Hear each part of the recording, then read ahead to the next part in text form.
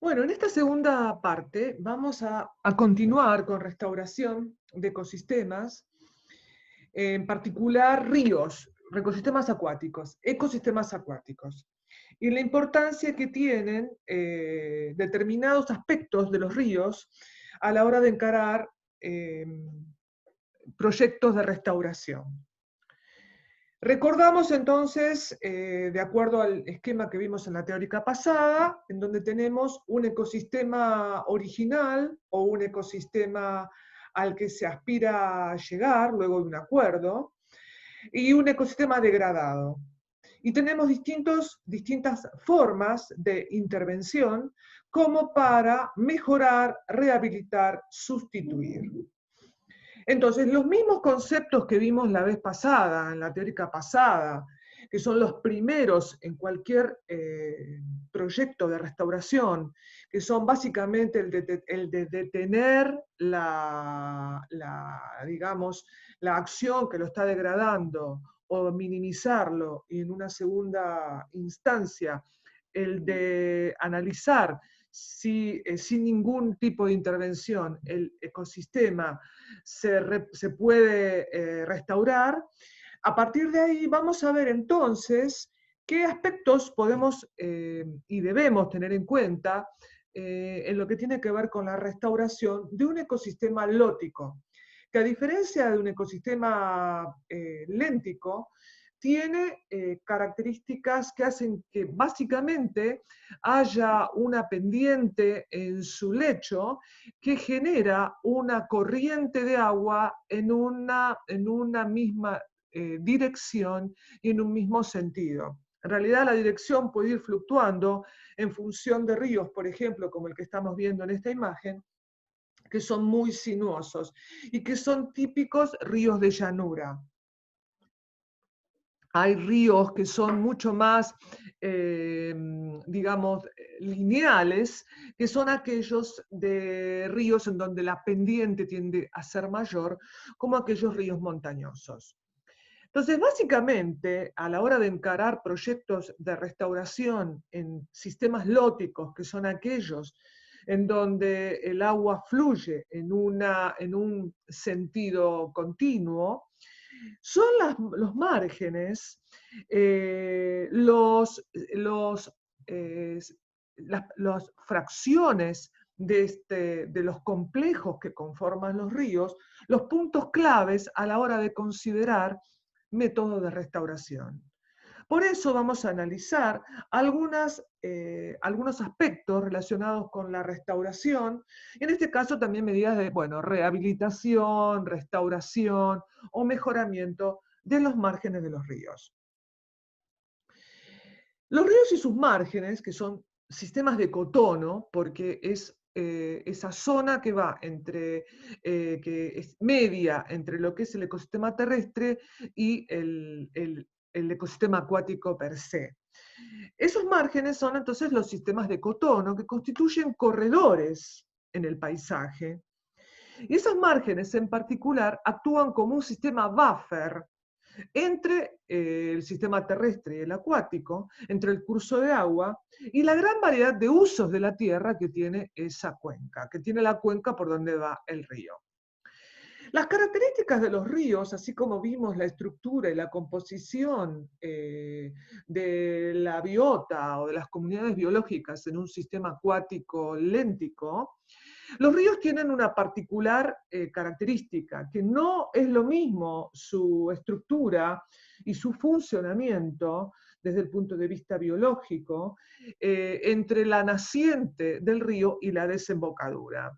Existe aquí diferencias entre la naciente y la desembocadura que básicamente tiene que ver con la pendiente que va disminuyendo aguas abajo, aumenta el caudal por el aporte de afluentes, generalmente el aporte de afluentes es a lo largo de todo el curso, el caudal se calcula como el ancho, la profundidad media, la velocidad de corriente por una constante de fricción en la constante de fricción que tiene con el sustrato sólido de la cuenca, o sea, del lecho.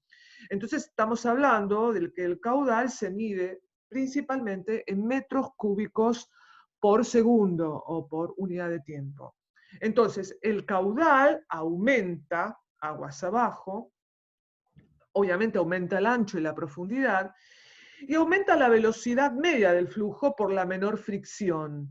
La velocidad media, el promedio de velocidades que hay, digamos, en profundidad, desde la capa superior hasta la capa que está en contacto con el lecho, esa velocidad promedio tiende a ser menor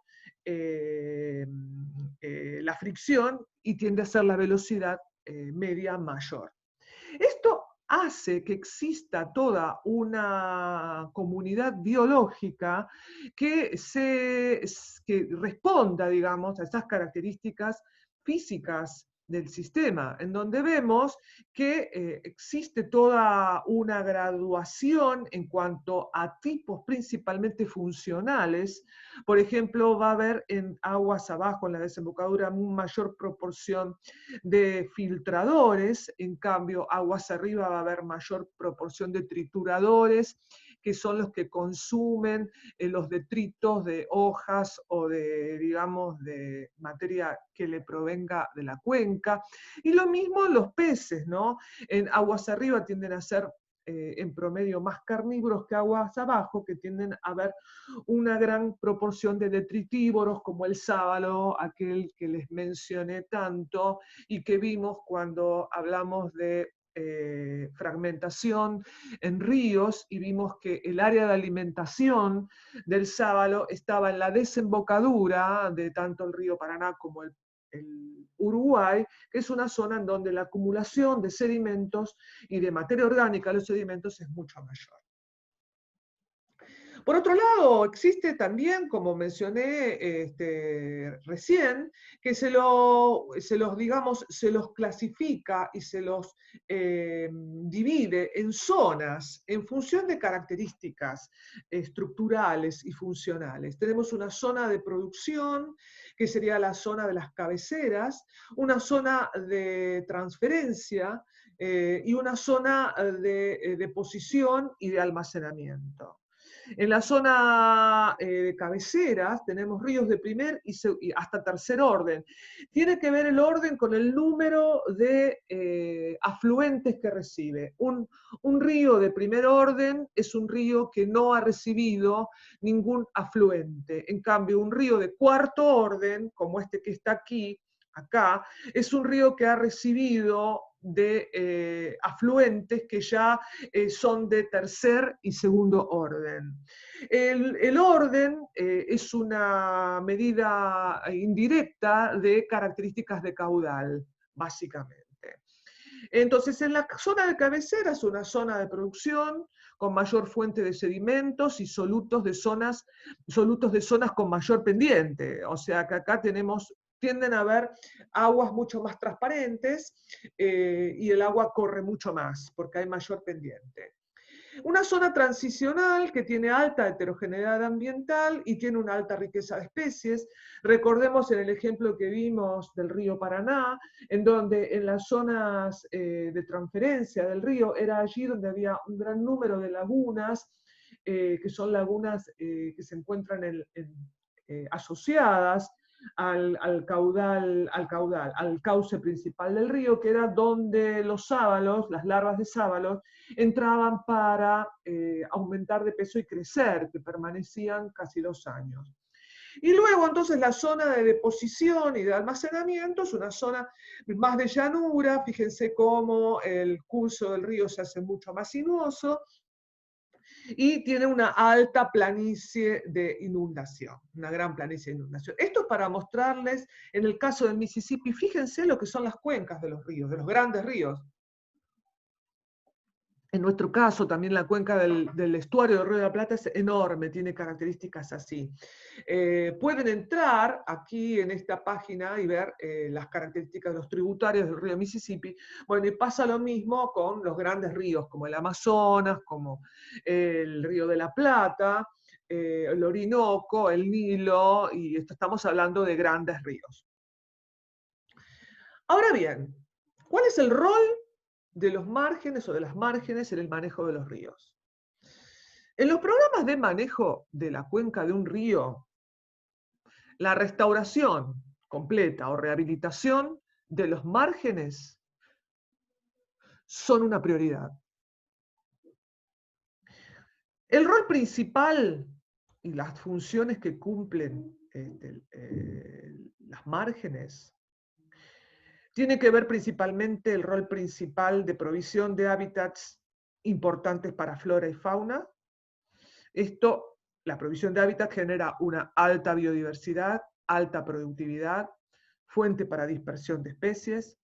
Regulación, esto es importantísimo, regulación de la dinámica del ecosistema en general, porque influye en la migración y movimientos de la fauna, controla el escurrimiento superficial, actúan, como dijimos, de buffer entre lo que es el ecosistema terrestre y el agua, regula el flujo subsuperficial de agua que escurre desde el ecosistema terrestre y, por supuesto, le está proveyendo de materia orgánica al río. Digamos, el río funciona como un sumidero de todo lo que le llega de la cuenca por la que atraviesa su cauce. Incremento de la calidad visual y valor espiritual. Esto tiene que ver con los servicios culturales que brinda, como recreación, espacios verdes, paisajes, valor estético. Y además, aumento de la diversidad de parches ecológicos, la relevancia de los parches, que eso ecológicamente lo conocemos, en los ríos de llanuras de inundación, ya que el incorporar hábitats de parche está aumentando la biodiversidad, obviamente. Seguimos hablando sobre las características de márgenes de los ríos en el control de la calidad del agua. Fijémonos cómo funcionan. Esas zonas buffer, y particularmente de suelos ricos en materia orgánica, es decir, de ecosistemas terrestres ricos en materia orgánica, pueden entonces, el lavado del ecosistema terrestre puede incorporar muchos nutrientes al ecosistema acuático, pero los márgenes lo que funcionan como moderadores, como esponjas, porque reducen significativamente la concentración de esos nutrientes que llegan por lavado, también por agua subterránea, ya que las plantas que se encuentran en los márgenes, incorporan fósforo y nitrógeno para su metabolismo, y por lo tanto reducen la contaminación difusa. Y esto es clave, por ejemplo, en los ríos o arroyos que atraviesan agroecosistemas. ¿Qué mecanismos ocurren? Bueno, retención a través de la intercepción de sedimentos con nutrientes, pesticidas y otros contaminantes transportados por escurrimiento superficial. Captación por parte de la vegetación y bacterias de nutrientes solubles. Y absorción de partículas orgánicas e inorgánicas del suelo. O sea que funcionan como un buffer, como depuradores de de lo que escurre de los ecosistemas terrestres al río. Márgenes de los ríos también proveen importantes hábitats y a su vez constituyen corredores en el paisaje. Corredores y la importancia de los corredores desde el punto de vista de la conservación. Mamíferos, reptiles y anfibios tienen alta biodiversidad en las márgenes de los ríos y son muy importantes obviamente para la cría de aves y en el caso de los peces, la diversidad hidráulica quiere decir de las características de tipo de corrientes, si son corrientes más en algunos puntos la corriente es más rápida, entonces erosiona más, o en algunos puntos la corriente es más lenta, entonces deposita más los sedimentos, son zonas de deposición. Entonces, esa diversidad hidráulica de las márgenes tiene gran importancia. En ríos tropicales, la productividad de los peces se correlaciona positivamente con la magnitud de la inundación y tamaño del área inundada. Es decir, existe una fuerte interacción entre las características hidráulicas del cuerpo holótico per se y con la llanura y con, digamos, las características de las márgenes en su capacidad de ser inundadas y el tamaño del área inundada, que provee también como de recursos, de hábitats y digamos, de diversidad de nichos, como para que aumente muchísimo la biodiversidad, y esto pasa en peces, pero pasa también con todas las especies. La protección de hábitats dentro de los cursos de agua. La vegetación es muy importante, la vegetación riparia es muy importante en la determinación de hábitats dentro de un río. Proveen sombra, cobertura, restos orgánicos, que son muy importantes, ese suministro de restos orgánicos para la provisión de alimento para muchos organismos que se encuentran en el agua en sí. Les dan materia orgánica, tanto particulada, también como disuelta, que son principalmente los ácidos húmicos, que es materia orgánica disuelta, que son sustancias nutritivas y ricas para muchos invertebrados y filtradores en general, y microorganismos en general. La vegetación riparia es sustrato para invertebrados, que a su vez constituyen alimento para otros organismos acuáticos. Esto entonces reduce el riesgo de contaminación química, reduce el ingreso de sólidos, reduce el ingreso de fertilizantes. Todo esto es la vegetación riparia y la relevancia de mantener, conservar, restaurar, rehabilitar la vegetación riparia de los sistemas lóticos. O sea, no le pongamos cemento, no entubemos. Esto es importante. Es importante mantener las áreas riparias con su vegetación natural en las distintas zonas del río, incluyendo zonas urbanas, por su valor estético, por su potencial recreativo, su rol en la calidad del agua y su control en la erosión, su control de la erosión. Esto es fundamental también. En cuanto a servicios culturales que brindan los sistemas acuáticos lóticos. Ahora bien, nuevamente, como en el caso de los ecosistemas lénticos o con cualquier proyecto de restauración, empezamos a analizar costo-beneficio. En cuanto a qué es lo que queremos restaurar, qué es lo que queremos lograr,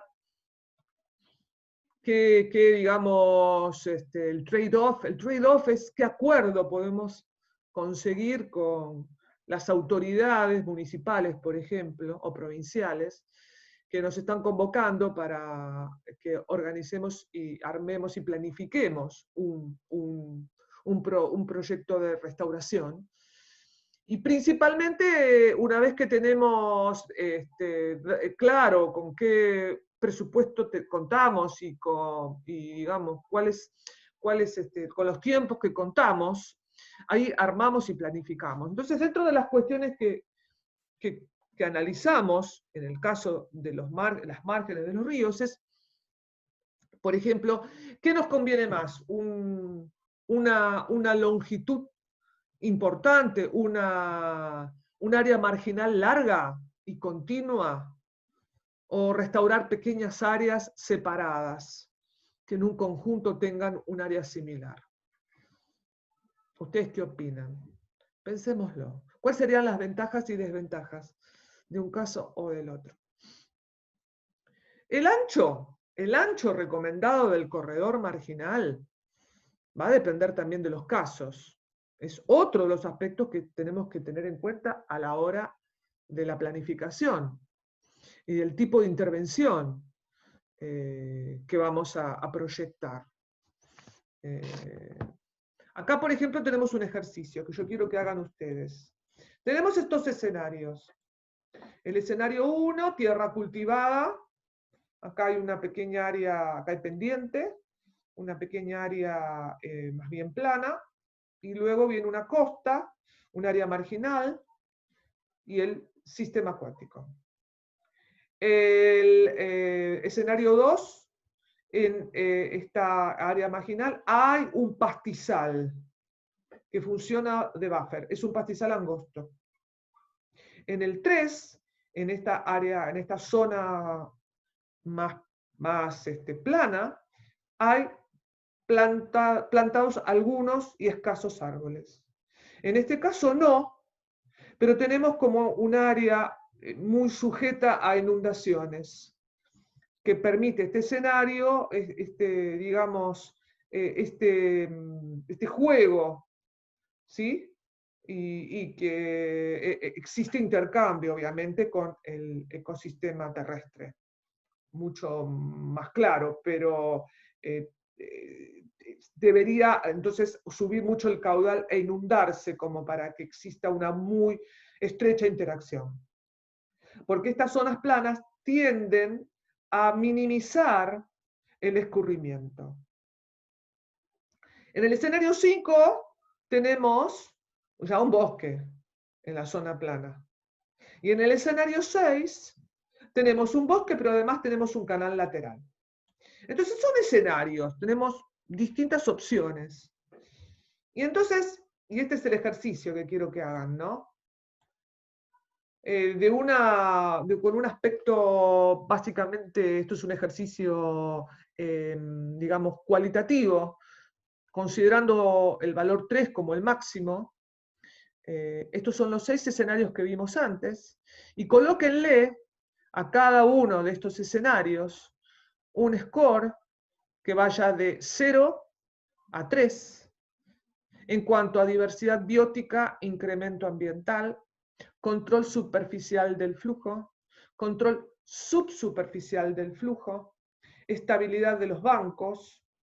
De los bancos se refiere a la estabilidad de la costa, o sea, la estabilidad de los márgenes, la capacidad de ser erosionados o no, la capacidad de almacenaje de agua, recreación y valor estético.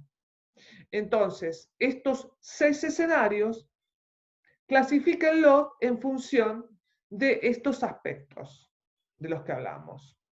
Acá está la resolución, pero no lo vamos a ver. Lo quiero que lo hagan ustedes. Entonces, la pérdida de la estructura del río. ¿Cómo evitamos la pérdida de estructura del río que lleva a la pérdida de biodiversidad? Entonces, ¿a qué llamamos estructura del río? ¿Qué aspectos tenemos que tener en cuenta que involucran la estructura del río? El lecho, básicamente las características del lecho. Los bancos laterales, los bancos que puede haber, bancos de márgenes de terreno.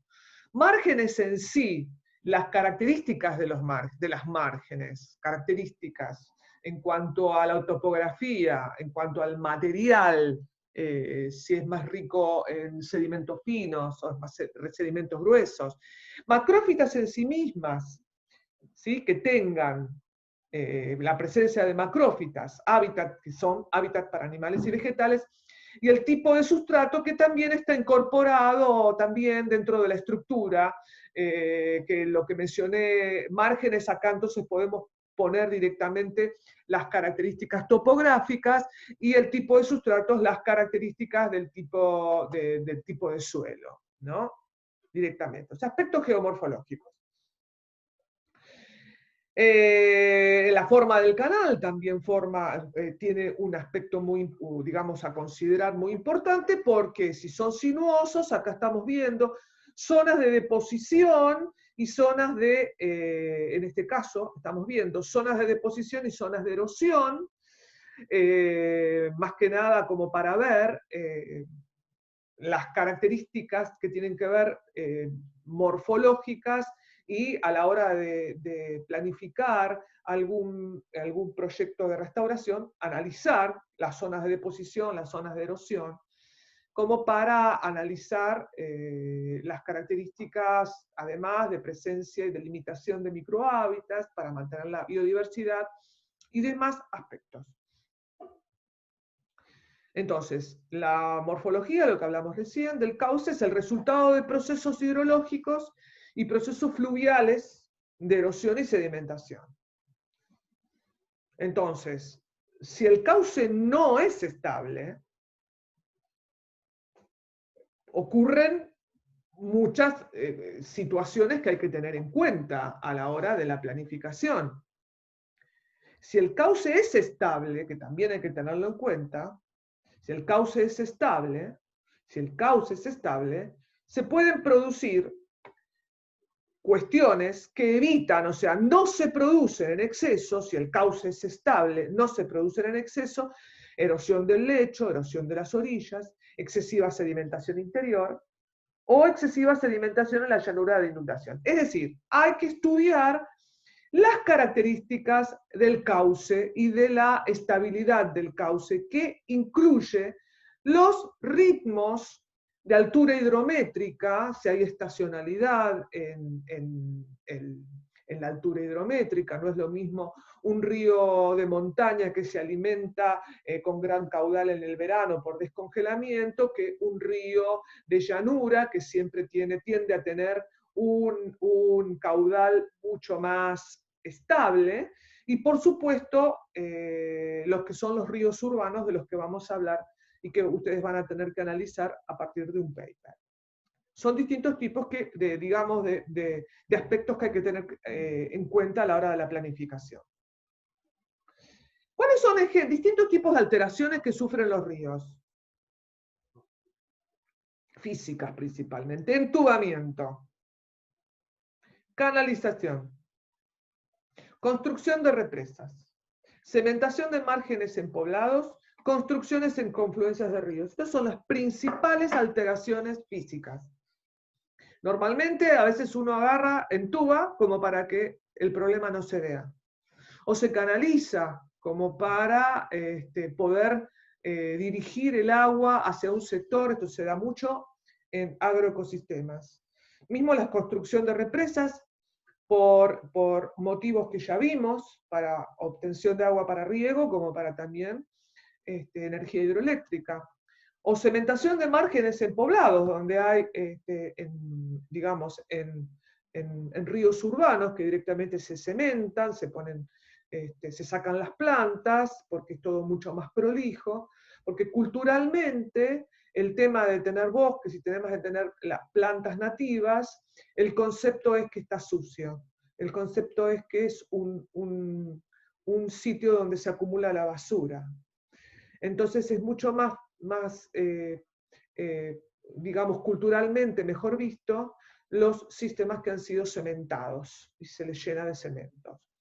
Y también construcciones en confluencias de ríos, construcciones que tienen que ver con determinados o distintos motivos, para distintos fines.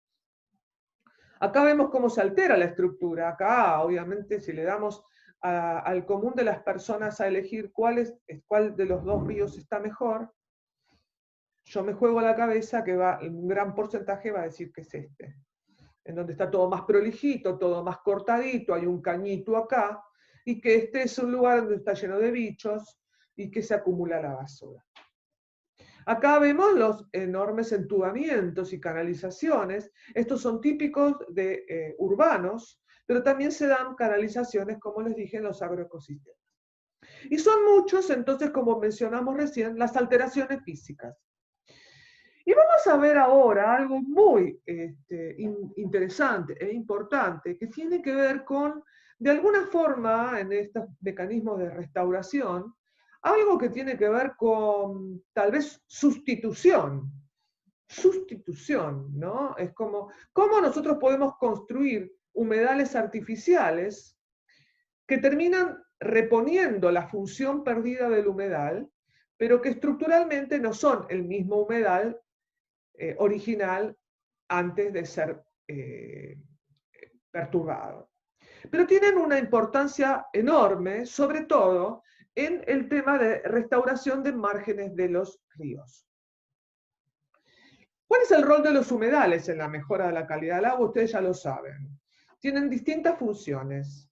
Los microorganismos, bacterias, hongos, algas y protozoos disminuyen los nutrientes y algunos contaminantes.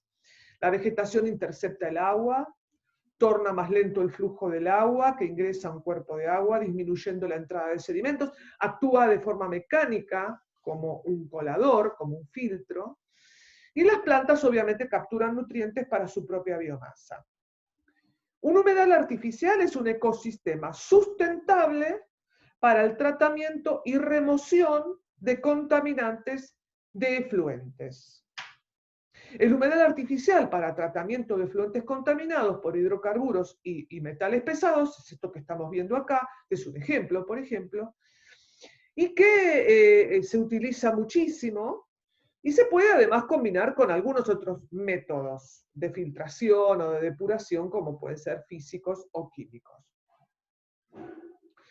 Acá vamos a ver un ejemplo típico de cómo funciona un humedal. Esta vemos la estructura, un corte, en donde, bueno, los desechos entran a este humedal artificial. Estos son para líquidos cloacales que desembocan en el humedal, en una cava que tiene arena, que la arena funciona como aislante para evitar los olores, en donde el agua penetra. Fíjense que el color es rojizo del agua porque está muy contaminada. El filtro del humedal consiste en una gran plantación, en este caso de juncos, que tienen raíces que van tomando los nutrientes que vienen del agua, que se alimentan del agua. Los nutrientes del agua son absorbidos por los juncos, que los atrapan en sus tejidos y aumenta su biomasa, y de aquí sale el agua muchísimo más limpia, y van al sistema mucho más depurados. El agua ya libre de nutrientes desemboca desde el humedal hacia la laguna, en este caso. Entonces, los nutrientes que se acumulan en la biomasa pueden acumularse en los restos o directamente se corta, se cosecha, y con los juncos se pueden hacer muchísimos emprendimientos, hasta comerciales también. Está calculado que la superficie necesaria de un humedal es de 5 metros cuadrados por persona. La superficie necesaria se calcula para líquidos cloacales en base a la cantidad de habitantes de la ciudad que produce los desechos, según la siguiente relación. Entonces, si tenemos una casa con 4 personas, para depurar los líquidos cloacales de la actividad de esas 4 personas, se necesita un humedal de 20 metros cuadrados. Obviamente, para una ciudad de 3 millones de habitantes, este no es el método, ¿verdad? Porque no tenemos una superficie tan grande como para poder depurar utilizando humedales. Pero sí se pueden implementar para muchas otras cosas. Esto para mostrarles la capacidad que tiene la vegetación de depurar. Fíjense qué gráfico y qué claro. Aquí con y esto es lo que ocurre en un margen de un río, cuando tenemos bien desarrollada la vegetación, que funciona como un buffer, que funciona como retención de nutrientes y de sedimentos, en comparación con un lugar o un área que no tiene vegetación. Miren las características del líquido. Acá tenemos distintos modelos de humedales artificiales, ¿sí? Y acá hay distintas plantas que se pueden, hay muchísimas plantas que tienen distintas características y ahora vamos a ver, pero siempre hay que elegir plantas autóctonas. Fíjense que hay distintos tipos de humedales. Acá tenemos un humedal con flujo horizontal subsuperficial. Fíjense, el flujo viene aquí. Estas plantas son como las de recién.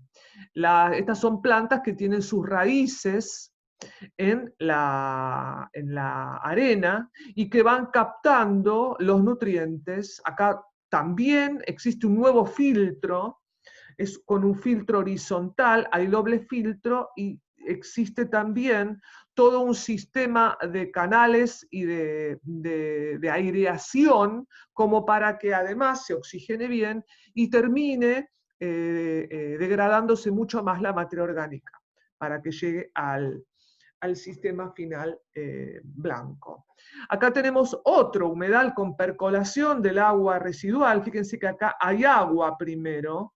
El agua, acá las plantas están en este estrato. Hay un canal también aquí abajo, pero aquí también hay un un área en donde hay agua. Esto va a depender de las características del agua del cauce, porque estamos hablando de líquidos cloacales que vienen con mucha carga microbiana también, y muchas son peligrosas. Es distinto, digamos, la planificación, el esquema que vamos a elegir.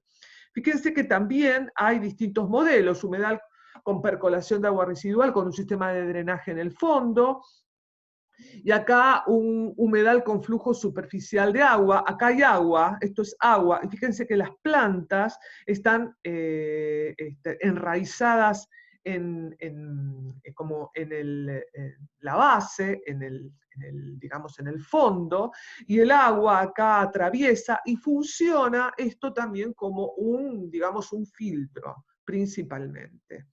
Y también tenemos humedales con plantas flotantes. Las plantas flotantes también funcionan como captadores de nutrientes y captadores en muchos casos, de metales pesados. Acá siguen, fíjense, los distintos esquemas de humedales artificiales, en donde ya se combina otro tipo de vegetación. Fíjense, acá hay hasta árboles. En este caso hay consuelos con baja permeabilidad y plantas, como vimos recién, también. Y en este caso ya tenemos también con baja permeabilidad, pero con un flujo superficial que se va como filtrando en una base de sedimentos, y que, bueno, aquí en estos esquemas, en estos modelos, se trabaja mucho con ingenieros sanitaristas y obviamente con colaboración, por supuesto, de ecólogos, siempre. Las aguas contaminadas con metales pesados pueden ser tratadas utilizando humedales artificiales con metales pesados, porque lo que vimos recién principalmente está focalizado para materia orgánica. Entonces, filtración y sedimentación de partículas suspendidas, esos metales, o sea, la remoción de los metales requieren de distintos procesos. Uno es el de filtración y sedimentación, de absorción, cómo se absorben, de incorporación en el material directamente de la planta, en la biomasa de la planta, o precipitación por procesos biogeoquímicos, por actividad microbiana que generalmente está en las raíces, que termina precipitando a los metales y se pueden llegar luego a extraer. Por ejemplo, Schenoplectus californicus, que es el junco, se ha estudiado que se demostró que sus rizomas son estructuras de acumulación de zinc. Acumulan los contaminantes en la parte subterránea, se preservan las estructuras reproductivas y fotosintéticas, o sea, en la parte subterránea, y es la parte subterránea luego la que tiene que ser removida porque acumulan zinc. Y ahí se podría ver mecanismos de reciclado del zinc, a partir de las raíces de esta planta que han acumulado tanto zinc.